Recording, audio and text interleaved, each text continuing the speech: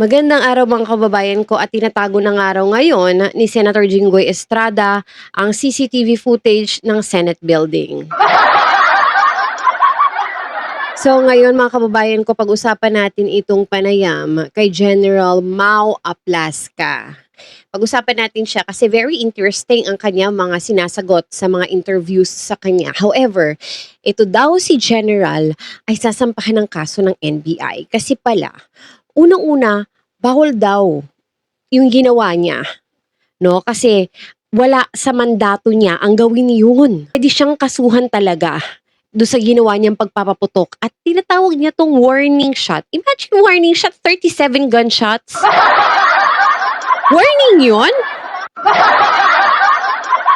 Sabi niya kasi, lagi niya sinasabi, standard operating procedure daw. Ngayon, ito sa panayam ni Mel Chanco sa kanya na talagang basag na basag si General talaga doon. As in, hindi siya makasagot.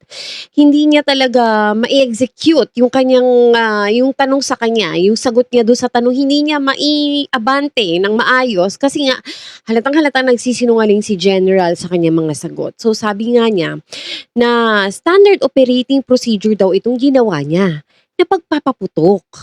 Now, ang tanong sa kanya ni Malchanko, standard operating procedure ba yun? May ganun ba?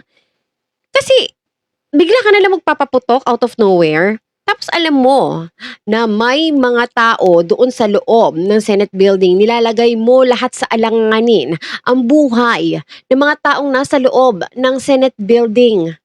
So, ang palusot nito ni General Aplaska ay, meron na daw parang nag-attempt na parang inangat yung barel na NBI daw, yun yung palusot niya. So ni-review lahat ng mga videos na kinunan do'n, wala namang nangyaring gano'n. Kasi ang mga NBI ay nasa loob ng GSIS building, nandun sila, maraming nakapagpatunay niyan, kasi nga maraming kumakalat na videos, na raw footages nung time na yon. So halata mo talaga nagsisinungaling ito si General Aplaska para lang maitawid yung kanilang script. So sabing ganon na una daw talagang ng ano ay itong yung mga NBI daw. Binigyan na daw niya ng warning, verbal warning, yun yung kanyang palusot. Binigyan na daw niya ng verbal warning itong NBI. However, ay hindi daw nakinig kaya daw nagpaputok siya. So ganun yung kanyang rason. Take note ang NBI ay wala sa loob ng Senate building. Ang NBI ay nasa loob ng GSIS building na hindi man lang muna kinumpirma nitong Sergeant at Arms kung ano ba ang nangyayari talaga doon. Basta na lang nagpaputok, ganyan. Now, ito yung something na doesn't sit right with me, no? Kasi I truly believe na nasa loob pa ng Senate building itong si Senator Bato de la Rosa at hindi talaga siya tumakas. Na katulad ng mga nilalabas ngayon sa news outlets, no, sa mainstream media, nilalabas talaga nila na nakatakas na daw itong si Senator Bato de la Rosa. I truly believe na nasa loob pa rin siya ng Senate building. Bakit nga ba nila sinasabi na nakatakas na daw? Yun yung press release nila. So, nung nagkaputukan daw, 3 AM daw nung time na yon ay doon daw tumakas si Senator Bato de la Rosa at dalawang informant daw ng Billionaire News Channel ang nag-verify nito. No, pinagkakatiwala ang informant pa nga ang sinasabi nila na nakapag-verify na talagang wala na si Senator Bato de la Rosa sa loob ng Senate building. Now, bakit natin iisipin na baka nandoon pa siya?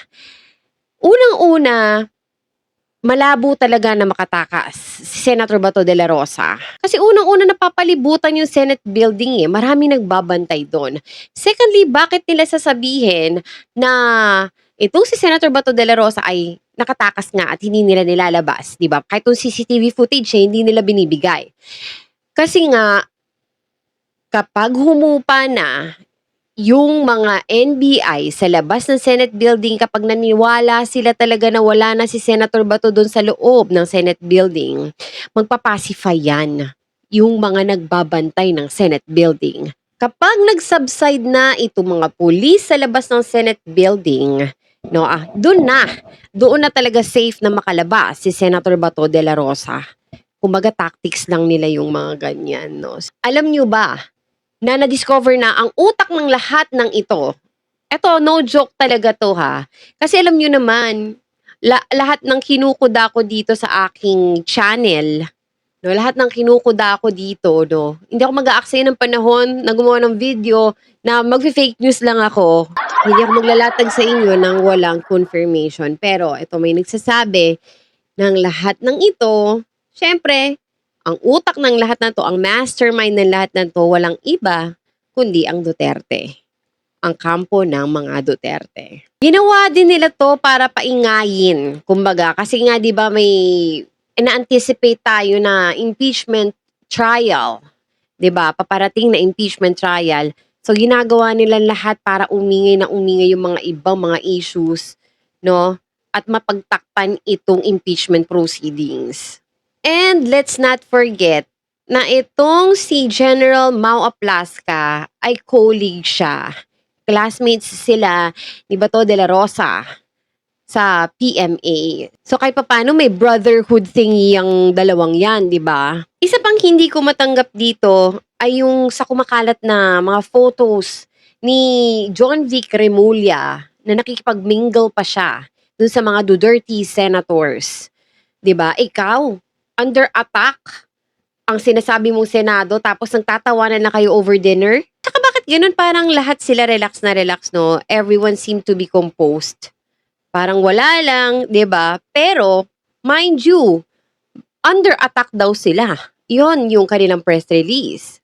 Ako talaga, kung sino man yung hindi mag-agree sa akin, okay lang 'yon, 'no? Pero ako talaga, I highly suggest na palitan na talaga ang DILG secretary. Kasi may alingas-ngas nga na talagang one of these days din ay papalitan na talaga si John Vic Remulla kasi deserve naman talaga niyang palitan. Unang-una, hindi niya ginagawa na maayos ang kanyang trabaho. Kung mapapansin ninyo, simula't simula, wala pang nagagawa si John Vic Remulla. 'Di ba? Parang lahat ng mga kailangan nandun siya, lahat ng mga task niya, laging nade-delay lahat. 'Di ba? Isa pang gigil na gigil ako sa kanya yung tungkol kay Zaldico, hindi niya inasikaso yun. Ando na eh. Biglang sabi niya sorry. Ganun lang siya. Sorry, I'm sorry. Ganun lang siya. Mali daw kasi yung pagkakaintindi niya tungkol daw do sa immigration, pagpapa-deport, ganyan. Mali daw yung proseso na pagkakaintindi niya or something like that. Tapos sabi niya, yun lang sinabi niya, sorry.